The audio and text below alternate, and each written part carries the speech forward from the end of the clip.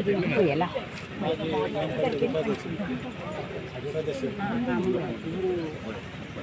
ಸ್ವಲ್ಪ ನೇತೃತ್ವ ಚೆನ್ನಾಗಿ ಅಲ್ಲಿ ಹೋಗಿ ಮತಕ್ಕೆ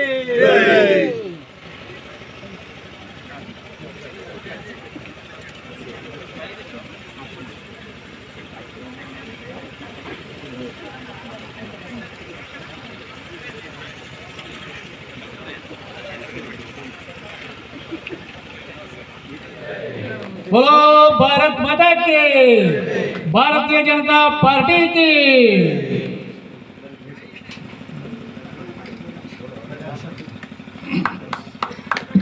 ಮನವಿಯನ್ನು ಮಾಡಿ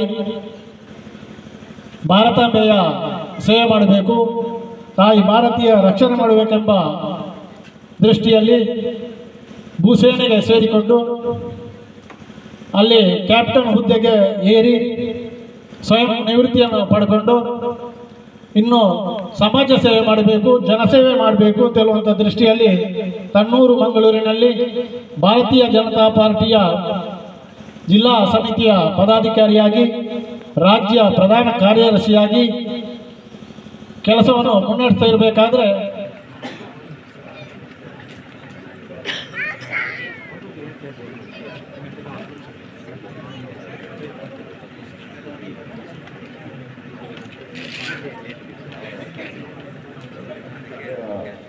ಜನಪ್ರಿಯ ಶಾಸಕಿಯಾಗಿರುವಂಥ ಕುಮಾರಿ ಭಾಗೀರಥಿ ಮುರಳಿ ಅವರೇ, ನಮ್ಮ ಪಾರ್ಟಿಯ ಹಿರಿಯ ನಾಯಕರಾದಂಥ ವೆಂಕಟ್ ದಂಬೆಕೋಡಿ ಅವರೇ, ಜಿಲ್ಲಾ ಕಾರ್ಯದರ್ಶಿಯಾಗಿರುವಂಥ ವಿನಯ್ ಮುಳುಗಾಡು ಅವರೇ, ಗಟ್ಟೆ ಅವರೇ, ಮಹಾಶಕ್ತಿ ಕೇಂದ್ರದ ಅಧ್ಯಕ್ಷರಾಗಿರುವಂಥ ಕೃಷ್ಣಯ್ಯ, ವಿಶೇಷವಾಗಿ ನಾನು ಈ ಸಂದರ್ಭದಲ್ಲಿ ಮೊದಲನೇದಾಗಿ ಈ ಭಾಗದ ಮಾಜಿ ಶಾಸಕರಾದಂಥ ಕೆ ವಿ ಗೌಡ್ರ ಪುತ್ಥಳಿಗೆ ಹೋಗಿ ಮಾಲಾರ್ಪಣೆಯನ್ನು ಮಾಡಿ ಮತ್ತೆ ಸೈನ್ಯದಲ್ಲಿ ಕೆಲಸ ಮಾಡಿದ್ದಂಥ ಧನಂಜಯ ಅವರ ಮನೆಗೂ ಕೂಡ ಹೋಗಿ ಬಂದಿದ್ದೇನೆ. ಅವರಿಗೆ ವಿಶೇಷವಾಗಿ ನಾನು ಈ ಸಂದರ್ಭದಲ್ಲಿ ಇಬ್ಬರಿಗೂ ನಮನಗಳನ್ನು ಸಲ್ಲಿಸಿ, ಮೊದಲನೇದಾಗಿ ಮುಖ್ಯವಾದಂಥ ಬೇಡಿಕೆ ಒಂದು ರಸ್ತೆಯ ಬಗ್ಗೆ ತಮ್ಮೆಲ್ಲರ ಒಂದು ಬೇಡಿಕೆ ಇದೆ. ನಾನು ಈ ಸಂದರ್ಭದಲ್ಲಿ ತಮಗೆ ಹೇಳಬೇಕು, ಪ್ರಧಾನಮಂತ್ರಿ ಗ್ರಾಮ ಸಡಕ್ ಯೋಜನೆ ಒಂದು ಸಂದರ್ಭದಲ್ಲಿ ಅಟಲ್ ಬಿಹಾರಿ ವಾಜಪೇಯಿ ಅವರು ತಂದಂಥ ಯೋಜನೆ, ಗ್ರಾಮಗಳ ಕನೆಕ್ಟಿವಿಟಿಯನ್ನು ಇಂಪ್ರೂವ್ ಮಾಡಬೇಕು ಅನ್ನುವಂಥ ದೃಷ್ಟಿಯಿಂದ PMGSY ಸ್ಕೀಮನ್ನು ಆ ಸಂದರ್ಭದಲ್ಲಿ ತಂದಿದ್ದರು. 2018 ನಂತರ ಪ್ರಧಾನಮಂತ್ರಿ ಗ್ರಾಮ ಸಡಕ್ ಯೋಜನೆ ಎಲ್ಲಿಗೂ ಬಂದಿಲ್ಲ. ಸುಳ್ಯ ತಾಲೂಕಲ್ಲಿ ಬಂದಿದೆ ಇಲ್ಲ. 18 ನಂತರ ಯಾವತ್ತೂ ಬಂದಿಲ್ಲ. ಯಾಕೆ ಬಂದಿಲ್ಲ ಅಂದರೆ ಪ್ರಧಾನಮಂತ್ರಿ ಗ್ರಾಮ ಸಡಕ್ ಯೋಜನೆಗೆ ಒಂದಷ್ಟು ಗೈಡ್ಲೈನ್ಸ್ ಇದೆ.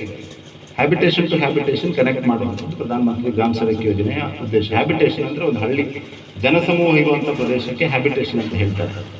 ಈ ಬಯಲುಸೀಮೆಗಳಲ್ಲೆಲ್ಲ ಹೇಗೆ ಅಂದರೆ ಹಳ್ಳಿಗಳು ಒಟ್ಟಾಗಿರ್ತದೆ, ಒಂದು 100 ಮನೆ ಇದ್ದರೆ 100 ಮನೆ ಒಟ್ಟಾಗಿರ್ತದೆ. ಅವ್ರ ಕೃಷಿ ಪ್ರದೇಶ ಬೇರೆ ಬೇರೆ ಭಾಗದಲ್ಲಿ ಇರ್ತದೆ. ಆಗ ಕನೆಕ್ಟಿವಿಟಿ ಏನಾಗ್ತದೆ, ಒಂದು ಈ ಹಳ್ಳಿಯಿಂದ ಆ ಹಳ್ಳಿಗೆ ಒಂದು ರೋಡ್ ಸಾಕಾಗ್ತದೆ, ಕನೆಕ್ಟಿವಿಟಿ ಆಗಿರ್ತದೆ. ನಾನು ಇದನ್ನು 18 ನಂತರ ಯಾಕೆ ನಮ್ಮ ಭಾಗಕ್ಕೆ PMGSY ಬರಲಿಲ್ಲ ಅನ್ನೋದನ್ನು ಸ್ಟಡಿ ಮಾಡುವಂಥ ಸಂದರ್ಭದಲ್ಲಿ, ಇವರ ಅಧಿಕಾರಿಗಳ ಹತ್ರ ಮಾತನಾಡುವಂಥ ಸಂದರ್ಭದಲ್ಲಿ ನಮ್ಮ ಜಿಲ್ಲೆ ಧರ್ಮದ ಹಾದಿಯನ್ನು ಯಾವತ್ತೂ ಬಿಟ್ಟು ಹೋಗಬಾರ್ದು, ಕಾರ್ಯಕರ್ತರ ಜೊತೆ ನಿರಂತರವಾಗಿ ಇರಬೇಕು ಅನ್ನುವಂಥದ್ದು ಈ 3 ಮಂತ್ರಗಳನ್ನು ಇಟ್ಕೊಂಡು ಕೆಲಸ ಮಾಡಬೇಕು ಅಂತ ಯೋಚನೆ ಮಾಡಿದ್ವಿ.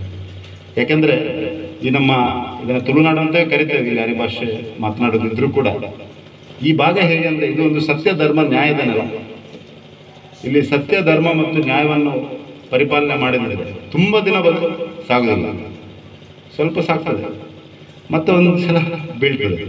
ಅದಕ್ಕೆ ಧರ್ಮದ ಹಾದಿಯಲ್ಲಿ ಮಾತ್ರ ನಡೀತೇನೆ ಮತ್ತು ಪ್ರಾಮಾಣಿಕತನದಿಂದ ಸ್ಪಂದಿಸುವಂಥ ಕೆಲಸವನ್ನು ಮಾಡ್ತೇನೆ. ಮತ್ತು ಸುಮ್ಮನೆ ಏನೋ ಒಂದು ಆಶ್ವಾಸನೆಗಳನ್ನು ಕೊಟ್ಟು ಮತ್ತೆ ಬಾಳುಗಳಿಗೆ ಬರದ ರೀತಿಯಲ್ಲಿ ಮತ್ತೆ ನಿಮ್ಮ ಮುಖ ನೋಡುವಾಗ ಏನೋ ಮಾತನಾಡಿ ಮತ್ತೆ ಮುಂದೆ ಸಾಗಿಸುವ ರೀತಿಯಲ್ಲಿ ಮಾಡೋದಿಲ್ಲ ಅನ್ನುವಂಥದ್ದನ್ನು ಮೊದಲನೇ ದಿನ ನಾನು ನಿಶ್ಚಯ ಮಾಡಿದ್ದೆ.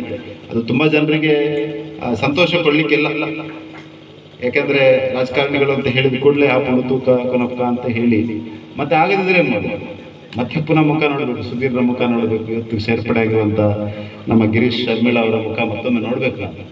ಆ ಕಾರಣಕ್ಕೆ ತುಂಬ ಆ ರೀತಿಯ ಕೆಲಸ ಮಾಡೋದಿಲ್ಲ ಅಂತ ಯೋಚನೆ ಮಾಡ್ಕೊಂಡು ಇಲ್ಲಿವರೆಗೆ ಬಂದಿದ್ದೇನೆ. ಮುಂದೆ ಹೇಗೆ ಅಂತ ನೋಡೋಣ. ನಾವು ಬದುಕುವಂಥ ರೀತಿ, ಹಳ್ಳಿ ಅಂತ ಹೇಳಿದ ಕೂಡಲೇ ಎಲ್ಲ ಮನೆಗಳು ಒಂದು ಕಡೆ ಇರೋದಿಲ್ಲ, ಒಂದು ಮನೆ ಇಲ್ಲಿ ಇರ್ತದೆ, ಇನ್ನೊಂದು ಮನೆ ಬೇರೆ ಕಡೆ ಇರ್ತದೆ. ಹಾಗಾಗಿ ನಮಗೆ ಹ್ಯಾಬಿಟೇಷನ್ ದೃಷ್ಟಿಯಿಂದ ತುಂಬ ರಸ್ತೆಗಳ ಅವಶ್ಯಕತೆ ಇರ್ತದೆ. ಎಲ್ಲರನ್ನು ಕನೆಕ್ಟ್ ಮಾಡಬೇಕಾದ್ರೆ. ಆ ಕಾರಣಕ್ಕೆ ನಾನು ಇದನ್ನು ಸಂಸತ್ನಲ್ಲಿ ಒಂದು ವಿಶೇಷ ಮೆನ್ಷನ್ ಅಡಿಯಲ್ಲಿ ರೂಲ್ 377 ಅಂಡರ್ ಇದನ್ನು ಟೇಕಪ್ ಮಾಡಿ ಪ್ರಧಾನಮಂತ್ರಿ ಗ್ರಾಮ ಸಡಕ್ ಯೋಜನೆಯನ್ನು ಕರಾವಳಿ ಮತ್ತು ಮಲೆನಾಡಿಗೆ ವಿಶೇಷ ಗೈಡ್ಲೈನ್ಸ್ಗಳನ್ನು, ಮಾನದಂಡಗಳನ್ನು ಇದಕ್ಕೆ ಅಳವಡಿಸಬೇಕು ಅನ್ನುವಂಥ ಒಂದು ಪ್ರಸ್ತಾವವನ್ನು ಮಾಡಿದ ನಂತರ ಈ 10 ಹಳ್ಳಿಗಳು ಓಪನ್ ಆಗಿದೆ. ಇವತ್ತು 10 ಹಳ್ಳಿಗಳು ಆ ಪೋರ್ಟಲಲ್ಲಿ ಓಪನ್ ಆಗಿರೋದು ಈ ಪ್ರಸ್ತಾವ ಮಾಡಿದ ನಂತರ. ಅದರಲ್ಲಿ ಪುತ್ತೂರು 2 ವಿಲೇಜಸ್, ಪುತ್ತೂರು 2 ಹಳ್ಳಿಗಳು, ಕಡಬದ 1, ಸುಳ್ಯದ 1 ಹಳ್ಳಿ, ಬಂಟ್ವಾಳದ 3, ಮಂಗಳೂರು 2, ಬೆಳ್ತಂಗಡಿ 1, ಒಟ್ಟು 10 ಹಳ್ಳಿಗಳ ಪೋರ್ಟಲ್ನಲ್ಲಿ ನಮಗೆ ಎಂಟ್ರಿ ಮಾಡಲಿಕ್ಕೆ ಅವಕಾಶ ಸಿಕ್ಕಿದ್ದು ಇದು ಮಾತನಾಡಿದ ನಂತರ.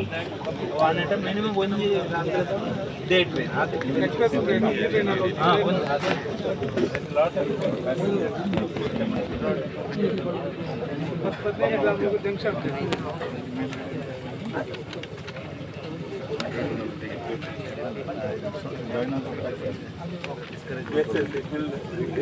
But our problems here. Get agents, benefit of pass and